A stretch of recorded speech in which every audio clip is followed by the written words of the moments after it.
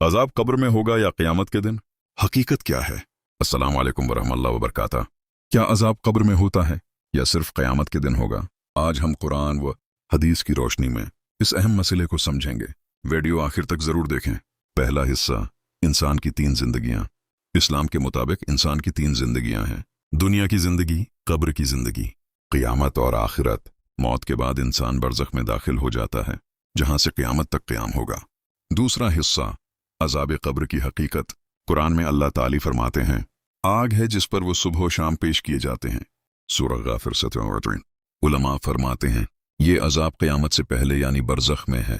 नबी करीम ने फरमाया, जब इंसान कब्र में जाता है तो 2 फरिश्ते आते हैं और 3 सवाल करते हैं, तेरा रब कौन है? तेरा दीन क्या है? ये शख्स कौन है? जो सही जवाब देगा उसकी कब्र जन्नत का बाग बन जाएगी, और जो जवाब ना दे सकेगा उस पर अजाब होगा।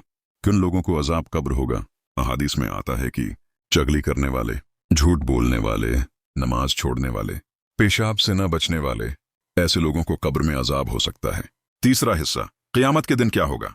क़यामत के दिन सबको दोबारा जिंदा किया जाएगा। हिसाब होगा, नामा एमाल दिया जाएगा। जिसका हिसाब आसान होगा वो जन्नत में जाएगा, और जो नाकाम होगा उसे जहन्नम का अजाब होगा। ये अजाब असल और मुकम्मल अजाब होगा। खुलासा, अजाब कब्र में भी होता है, क़यामत के दिन भी अजाब होगा। असल फैसला क़यामत के दिन होगा। अल-इख्तिताम, अल्लाह ताली हमें अजाब कब्र और अजाब जहन्नम से महफूज फरमाए। हमें नमाज की पाबंदी करने वाला बनाए। हमें सच्ची तौबा की तौफीक दे। आमीन या रब्बिल आलमीन। अगर वीडियो पसंद आए तो लाइक करें, शेयर करें और हमारे चैनल हरम एंड ज़िक्र को सब्सक्राइब करना ना भूलें।